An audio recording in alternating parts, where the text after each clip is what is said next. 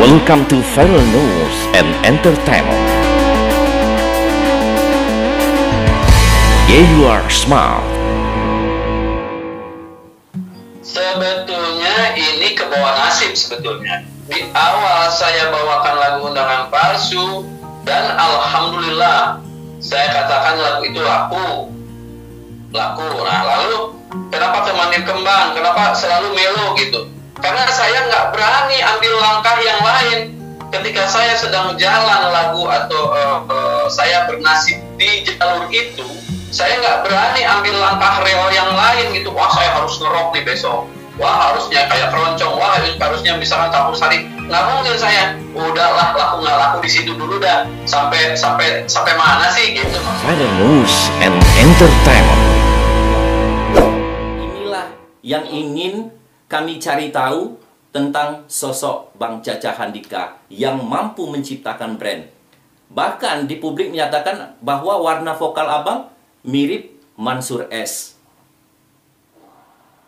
Kira-kira. Jadi gini, sebetulnya begini, kembali yang tadi saya bilang, saya ini adalah bukan hanya penggemar, saya untuk urusan musik dan lagu itu saya penggilanya Bang Haji nih. Nggak apa-apa nih, saya katakan begitu, biar semua juga paham gitu siapa saya sesungguhnya.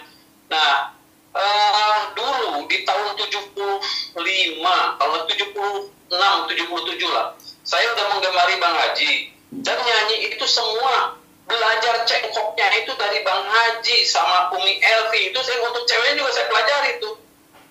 Umi Elvi sama Bang Haji Roma itu saya pelajari sampai di tahun 89 itu saya oma-omaan itu pakai gitar buntu punyanya Bang Haji Alik itu saya masih ada jasanya itu Bang Haji Alik Ababil tuh saya pakai, tapi kan saya tahu diri Rhoma Irama ya Rhoma Irama nggak mungkin tadi kan jadi Rhoma Irama gitu, tapi saya kan punya metode begini. Cengkok Bang Haji Rhoma Irama kalau bisa nih, kalau kita mampu pelajari sebagus-bagusnya. Nah, lalu setelah itu kayaknya nih warnanya Bang Haji Mansur enak juga ya. Saya pelajari nih Bang Haji Mansur. Makanya sekarang sebetulnya sih saya banyak meniru zatnya Bang Haji Mansur, tapi cengkok banyaknya ke Haji Oma sebetulnya untuk kemampuan cengkok gitu. Tapi bukan mampu semampu beliau, bukan maksudnya. Saya lebih banyak mampirlah ke cengkok-cengkoknya Bang Haji, walaupun saya membentuk zat vokalnya itu jujur Bang Haji Mansur juga sebagai inspirator saya untuk urusan zat vokal, karena dia kalau vokal itu seperti double vokal begitu saya pelajari semua gitu. Iya seperti itu. Nah inilah yang disebut brand. Ketika kita menyenangi seorang, jangan kita menjadi orang itu. Artinya jadilah diri kita sendiri. Ini ada pada abang, kan akhirnya terkorek juga. Walaupun abang ingin berusaha menyamai dengan cengkoknya Bang Haji dan juga cengkoknya Bang Haji Mansur, tapi tetap Bang Caca adalah Bang Caca yang mempunyai brand tersendiri. Inilah yang sukses. Abang tahu nggak? Bahkan abang mungkin sudah terpikir, mengapa penyanyi-penyanyi yang sekarang milenial cepat naik, cepat juga turun, karena tidak ada brand. Betul nggak pengamatan saya? Sebetulnya begini, hanya ada perbedaan sisi dunia zaman dulu dan sekarang. Sekarang saya sangat menghormati, saya menghargai anak-anak sekarang hebat-hebat ketika nyanyi di panggung tunnya bagus, vokalnya indah bagus-bagus gitu, cantik-cantik, ganteng-ganteng, pakaiannya bagus-bagus ketimbang kita kayak pada tua. Begini-gini ya, cuma begini aja, hanya beda pabrik, beda lahirnya di mana, istilahnya ada lahir di Gedongan, ada lahir di di mana gitu ya. Iya. Kalau saya berpikir hanya begini, kalau dulu kan ketika orang meraih sukses itu memang benar-benar lelahnya itu lelah di lapangan. Masih jauh kita kayak zaman saya merasakan dinginnya AC itu jarang sekali. Ketika kita mau duduk di kantornya studio baru tuh AC enak ya. Gitu. Jadi Zaman dulu tuh begini, cuman begini, kalau dulu lahirnya seorang penyanyi itu adalah bukan penyanyi yang ada di media sosial seperti layar kaca sekarang. Iya. Karena saat itu mahal sekali. Hanya saja ketika di layar kaca misalnya, oh ini seorang Rhoma Irama gitu. Di layar kaca cuma 1 kali atau 3 kali atau 5 kali 10 kali dalam setahun, misalkan lagu Begadang, misal itu pun. Nah kesananya itu kan kenapa dia masih tetap dikenal? Karena ada untuk pembuangan emosionalnya si penggemar. Aduh, ini di TV udah nggak ada lagi Bang Haji ya, misalkan gitu. Tapi ternyata dia masih bisa beli kasetnya. Betul.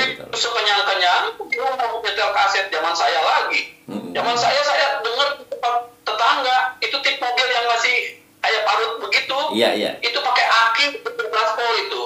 Itu paling sakit sampai netesin air mata, istilahnya kalau akinya habis. Ya ampun, lagu Begadang lagi enak. Nah, zaman dulu kan bisa begitu. Ketika si artis itu sudah turun dari layar kaca dan tidak nyanyi lagi di layar kaca, misalkan terkendala karena modal, kan bayarnya mahal kalau untuk artis Safari. Dulu orang-orang penggemar itu banyak yang membeli kasetnya, jadi tetap bisa dibawa ke rumah. Tapi saat kemarin belum ada YouTube yang bermunculan di TV, itu sebetulnya kalau saya sih berharap waktu itu CD yaitu laku atau masih zaman kaset udah nggak ada ya. Nah cuman banyak yang tidak terlahir dari karya kalau sekarang.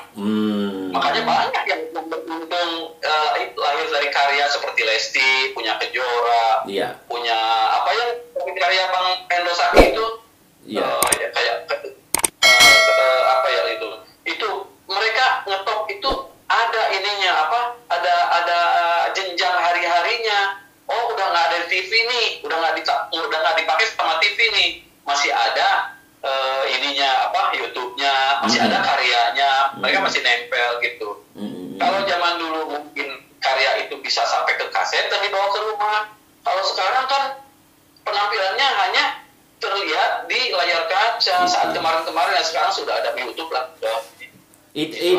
Itulah yang mungkin yang dulu-dulu, tempo dulu, sehingga orang tuh lebih mengenal dekat dengan suara walaupun tidak melihat visual. Ketika lewat ada lagu undangan palsu, oh itu suara Bang Caca. Itu dulu mungkin orang yang lebih mengenal itu Bang ya, dibanding sekarang. Ya seperti itulah diantaranya.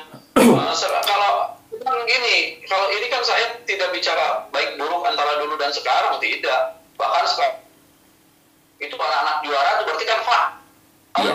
Ada juara fakta. Iya. Dulu tuh popularitas memang terlahir dari karya. Kalau sekarang faktanya gini, seorang penyanyi yang dilahirkan di Indosiar itu kan pakai karya orang-orang dulu awalnya. Walaupun sekarang dia akan akan muncul di depan masyarakat itu dengan karya. Tapi di awalnya kan enggak. Iya. Di awalnya ada yang pakai Bang Haji Roma, ada yang pakai Haji Mansur atau siapa, Bang Haji Hamdan. Iya. Tapi kalau dulu kan memang benar-benar dari karya yang dilahirkan seseorang pencipta dan langsung melahirkan juga seorang penyanyi. Nah. Kalau sekarang awalnya nggak begitu, festival dulu dah gitu. Itulah yang menjadi perbedaan. Jika yang mereka terdahulu lahir dengan karya mereka, sekarang ini lahir dengan karya orang lain, baru kemudian mereka berkarya.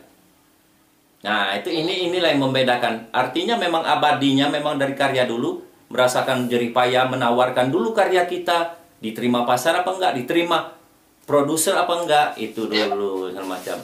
Oke Bang, terlepas dari itu artinya apa yang Abang berikan untuk semacam motivasi kepada pemusik-pemusik, penyanyi-penyanyi yang masih bercokol di panggung terhadap kondisi seperti ini, Bang? Tidak ada bisa perlawanan kalau memang sudah kehendak Allah.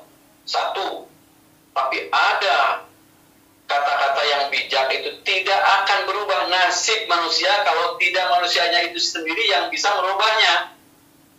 Jadi nasib itu masih bisa dirubah dengan usaha-usaha manusia, tapi takdir tidak bisa diganggu gugat. Itu haknya Allah kan. Nah sekarang begini aja, kalau memang satu tujuan itu sampai ke tujuannya, kita mengarah ke satu tujuan. Pengen sampai ke tujuan, ya harus kerja keras. Bisa naik mobil, bisa naik sepeda, bisa jalan kaki, sampai ke tujuan. Dan tidak ada yang uncang-uncang kaki. Iya. Jangankan zaman dulu saya di saat zaman berjuang, apakah sekarang saya sebagai Caca Handika yang dikenal seorang penyanyi dangdut, bagi orang-orang dangdut lah saya nggak umum lah, nggak umum, maksudnya nggak sok ngetop gitu. Orang yang doyan dangdut itu mungkin sudah kenal sama saya. Apakah terlepas dari susah payah sekarang, kesulitan? Bisa aja hari ini saya bisa makan, besok habis duit nih. Saya melakukan hal itu ada. Caca Handika di panggung sih tonton orang, di masyarakat sih dikenal orang muka saya. Apakah saya di belakang makannya sama apaan? Datanglah ke dapur saya, begitu aja. Makanya saya ini kenapa bukan motivasi aja, saya memberikan semangat pada teman-teman atau anak-anak, adik-adik. Itu jangan berkeluh kesah. Lihatlah, kalau memang mau mencontoh saya, datang ke rumah seperti apa kehidupan saya sehari-hari. Tidak ada yang bisa disombongkan kok, benar-benar. Gitu karena begini Bang, kita juga mau yang ngetop seperti apa juga, duduk pada karirnya sendiri. Belum tentu yang namanya rahasia Allah tuh orang nggak akan tahu. Apakah dangdut ini halal? Benar. Atau haram atau apa? Saya nggak punya stempel Bang, nggak punya stempel halal. Iya. Sombong banget saya mengatakan dangdut halal. Belum tentu. Yang penting satu, hasil dari dangdut itu, ayo kita pakai di jalan yang benar, setidaknya begitu. Karena apa? Mengharap ridho Allah kok, gitu. Iya benar. Saya nggak merasa saya bisa ada apa. Tahu-tahu besok lagu saya dijogetin sama orang mabok, kan begitu. Iya. Saya kan tahu itu halal, pekerjaan saya mungkin halal, tapi kan di sana orang menikmatinya dengan cara yang lain. Iya. Itu salah atau benar sih terserah, nggak tahu saya gitu ya. Benar. Makanya sekarang juga diharapkan bagi seniman-seniman juga sederhana saja lah kita bersikap. Baik itu orang yang sudah manggung, yang mukanya dikenal, yang popularitasnya tinggi, jangan selalu memberikan batasan lah bagi orang yang niat silaturahmi, gitu aja kalau bagi saya mah.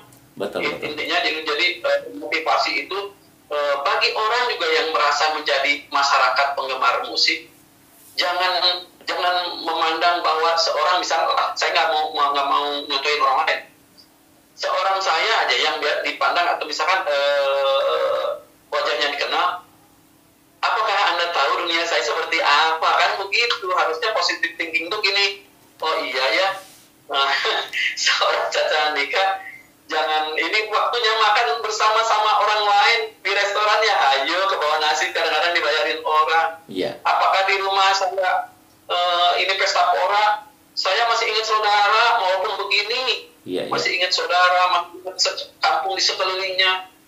Prihatin Bang, saya Bang seorang artis di kampung saya ini, lihat di sono ada orang misalkan kehausan, kelaparan, padahal boros saya ngasih orang, bakal saya sendiri aja nggak ada, bisa jadi begitu Bang. Iya betul. Itu yang berat di pundak Bang, seorang seniman itu yang berat di pundak Pak. Nggak mudah jadi seniman. Gitu. Ada sekarang hebat, tahu-tahu di pandangan orang hebat, makanya sehebat apapun jangan mau dipandang hebatnya lah, mending dipandang pure aja sama biasa aja lah. Orang karena apa? Saat kita jatuh, orang nggak ada yang nolongin gitu, gitu aja. Kalau kita berat di atas gitu. Jadi tanggung jawab memikul suatu identitas itu yang perlu kita jaga ya Bang ya. Berat di pundak Bang. Iya. Kepangkatan kita tuh berat Bang, kalau bagi seniman. Dikasih masa pandemi begini juga, waduh Bang, ujiannya nggak main-main Bang, anak-anak harus sekolah, anak istri harus makan. Kadang-kadang kita misalkan makan hari ini begini, apa saudara saya makan nggak, gitu kan begitu Bang. Iya. Sakit nih Bang, kalau orang artis yang tidak punya tabungan seperti saya kan begitu. Iya betul. Saya bukan orang yang tidak ngumpulin duit. Begitu ada nih Bang, ada sedikit cerita. Iya. Hari ini saya dapat duit 10 juta misalkan. Iya wujudnya seorang artis punya duit 10 juta. Nah ke belakang sebelum dapat 10 juta, ini utangnya banyak Bang. Jadi 10 juta itu ke belakangin gitu. Iya betul. Orang saya tadi ke belakangin. kelihatan lagi di depan. Gitu tuh Bang. Iya. Makanya nih membesarkan hati-hati yang seniman yang baru mulai lah gitu. Iya, oke. Artinya intinya adalah kita harus pantang menyerah, dan yang penting adalah silaturahmi, kemudian kepedulian kita terhadap sesama itu yang jadi penting. Biarkan orang bicara bahwa dangdut itu haram, dangdut itu halal, segala macam. Yang penting untuk apa hasil itulah yang harus kita gunakan. Nanti ada perhitungan tersendiri dari Allah. Ya. Iya. Betul. Oke. Kemudian aktivitas Abang selain masih tetap di TV swasta menjadi komedian, saya lihat juga aku orang ini selain dangdut komedian juga nih. itu gini Bang ya. Sebetulnya ada teori yang selalu dipakai sama saya. Bagaimana caranya kita meraih itu? Hanya satu yang betul Bang. Agama pun mengajar itu tidak pernah salah. Bahwa silaturahmi itu adalah tonggaknya rezeki. Benar. Ya seperti saya, bukan saya sok kenal sama orang TV, bukan. Tapi sekali-kali saya nongol ke TV, tiba-tiba orang kreatif bilang, ada Om Caca di sini, ada acara ya? Enggak, lagi janjian sama temen di sini. Padahal nggak janjian, bisa jadi begitu. Karena apa? Mengingatkan orang itu kepada saya, tahu-tahu besok 2-3 hari, Om, ini ya, ngisi acara ini ya, tuh kayak begitu, jadi jemput bola lah.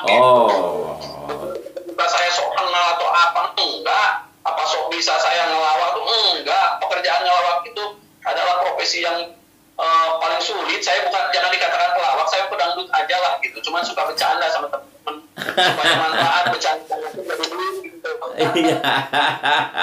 Candanya jadi duit. Nah, aktivitas keseharian studio ini, Abang ini sebenarnya berasal dari mana sih? Banyak orang bertanya, dari Jawa Barat lah, dari inilah, dari mana sih asalnya? Ayah saya Tasikmalaya, ibu saya orang Betawi. Gitu. Makanya kampung saya masuk berangkat ke Tasik, betah di Tasik kalau pengen lamar gitu. Masuk di Jakarta ya memang kampungnya ibu saya juga gitu.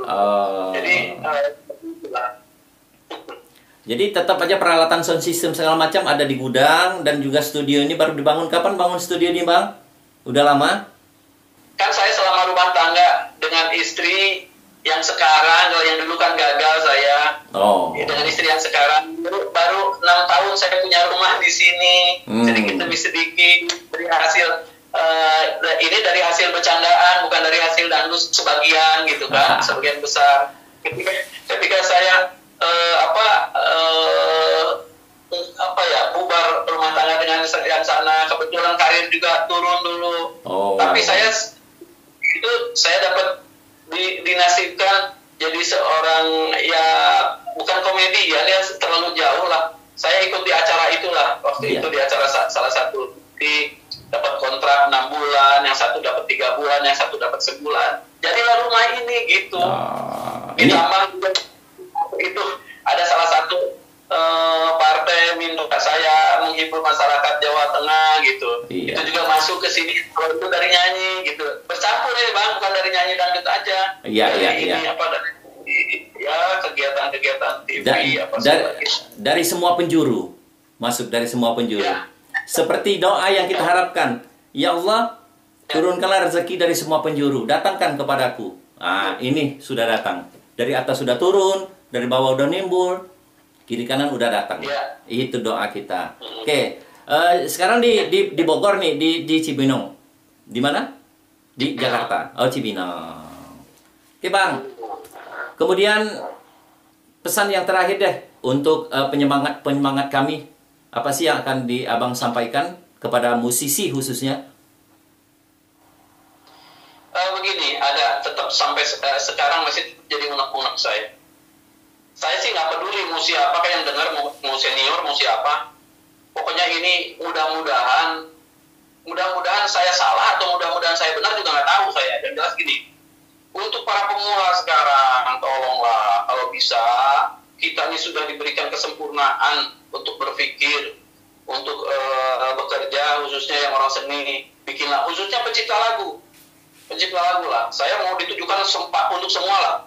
Jadi gini, janganlah kita mengambil-ngambil hak orang gitu. Seperti lagu India, bukan diterjemahkan, diganti syair jadi syair Indonesia, lalu dijual, lagunya laku, duitnya dibawa ke rumah, dipakai makan anak istri. Saya nih tegas aja, seorang saya nih, mau orang nabokin saya kayak gara-gara nggak enak omongan saya, pokoknya jangan dah. Dan sekarang juga begini, yang saya khawatirkan, kalau kita banyak sekarang kan senior juga yang pakai lagu India, telat lagu India. Ini kalau bisa mewariskan seni itu yang benar-benar murni lah dari otak sendiri yang sudah Allah kasih gitu. Iya. Karena apa sulit kita kalau mau tobat minta maaf sama siapa? Misalkan lagu orang India, jauh India. Betul. Misalkan seorang saya yang punya duit hanya untuk bisa beli bensin dari sini sampai Jawa Timur, dipakai ke India, kan nggak mungkin juga. Terus kalau saya mau minta itu apa? Iya. Jadi gini nih, janganlah generasi yang akan datang itu jadi plagiasi atau plagiat gitu, yang ambil hak orang. Saya kan sering dengar lagu-lagu, oh indah banget ini lagu yang cakep nih seniman, saya bilang nggak begitu. Tiba-tiba lagi enak-enak nikmatin, lah kok ini gitu. Oh. Saya banyak yang kecolongan denger, banyak. Nah saya justru bukan pesan lah, saya untuk apa sih pesan, cuma harapan saya gitu. Saya nih rambut sampai banyak yang habis begini karena apa? Mikirin syair, mikirin notasi. Betul. Saya bukan jujur, pengen belajar jujur gitu. Jujur kepada diri sendiri, jujur kepada Tuhan bahwa Allah sudah memberikan sesuatu yang baik, yang mumpuni untuk kita. Kenapa nggak dipakai gitu? Kenapa nggak ambil pusing? Oh, ini enak banget nih lagu India. Ini yang saya harapkan begitu. Jangan sampai generasi yang akan datang juga seperti itu. Saya bukan sulit nih. Saya susah mau nanya sama siapa, caranya tobatnya seperti apa, minta maafnya kemana gitu. Iya. Apalagi rezekinya udah dimakan sama anak istri. Kita nih mudah-mudahan lah mulai ini pembenahan lah. Bukan urusan sadar. Saya bukan ulama, saya bukan kiai menyadarkan orang. Kok cuma mengajak, menghimbau. Ayolah kita baik, belajar jujur pada sendiri, otak kita tuh udah sempurna, dikasih kebaikan sama Allah gitu. Kenapa nggak dipakai gitu? Yeah. Kalau misalkan kita dengar dia ada unsur yang ya ininya aja tuh, perawangannya aja lah, seperti itu, jangan sampai notasinya diambil gitu. Yeah. Maksudnya, kenapa saya bilang begini? Karena saya pernah, bukan suci, cuman saya pernah. Cuman saya keburu sadar gini, aduh bagaimana, ini kan hak orang. Terus bagaimana saya cara minta maaf dan tobatnya ya? Hanya pertanyaan itu yang dihasilkan saya, nggak tahu saya gitu. Makanya kepinginan gitu, boleh lah. Misalkan ada yang senior yang senang saya ngomong begini, udah nggak apa-apa, telepon saya aja. Iya. Saya kan hanya mengimbau gitu, Pak. Oke. Mencuri, tetaplah mencuri. Tetap aja mencuri. Oh, iyalah. Iya. Iya. Walaupun apa bentuknya karya kita, kalau mencuri tetap ada pertimbangannya dan pertanggungjawabannya kepada Allah. Iya, jangan sekarang lagunya enak, kita jogetin enak nih jadi duit enak. Saya juga itu karena turun-temurun, Bang. Iya. Turun-temurun ketika senior nyanyiin lagu itu kan banyak yang niru di panggung. Saya mau lagu ini dari album senior kita itu kan yang nyanyi dibayar itu. Iya. Membayar lagu itu, duitnya dibawa ke rumah, dipakai makan anak istri. Sekarang harmonin aja lah. Saya bukan menggurui, enggak lah. Saya mah pendidikannya aja, ijazahnya juga nggak tahu di mana gitu. Saya apalagi ngajinya juga saya nggak benar, sholatnya juga belum. Ini masih jauh. Kenapa saya harus ngasih nasihat sama orang? Bukan nasihat ini mah. Iya. Harapan saya gitu. Ini masukan yang sangat positif. Sekedar memberikan masukan. Iya, untuk menyatakan itu segala macam itu hak prerogatif Allah, tapi paling tidak iyalah kalau karya kita terus diambil orang lain, diartikan liriknya dengan orang lain, apalah perasaan kita. Itu dulu yang harus dirasakan oleh mereka-mereka tuh. Baru kemudian sadar bahwa ini adalah mencuri. Saya nggak mau mendikte orang ya. Ketika saya bicara begini, ya mungkin kembali lagi begini nilainya sebagai manusia ya, kayak saya kan imannya pun turun naik, istilahnya belajar turun. Cuman kalau cuek di masalah yang saya bicarakan seperti itu. Kalau cuek berarti dia sudah kebablasan, sudah apa ya? Betul, lupa diri lah. Enak dengan kebiasaan itu. Iya. Gitu. Oke. Kalau udah terlalu Bang, susah atau apa sih lu? Paling begitu, Bang. Lalu mau dikemanain itu kita kalau begitu? Iya. Kan kita selalu seperti ini meminta. Kok meminta yang ini ngambil gitu kan nggak bagus juga gitu maksudnya. Ini nggak ada istilah ini meminta, ini mengambil. Iya, kita mau bersih tapi begitu main lampu gitu main kan ya gimana ya, saya nggak mau menilai siapapun ya. Yang jelas harapan saya itu sih. Harapan saya caranya bisa. Inilah yang diharapkan oleh senior kita Caca Handika, bahwa berkaryalah sesuai dengan kemampuan Anda. Jangan manfaatkan karya orang lain untuk membesarkan nama Anda. Terima kasih Anda telah bersama Viral News and Entertainment. Sampai jumpa. Thank you for being with Viral News and Entertainment.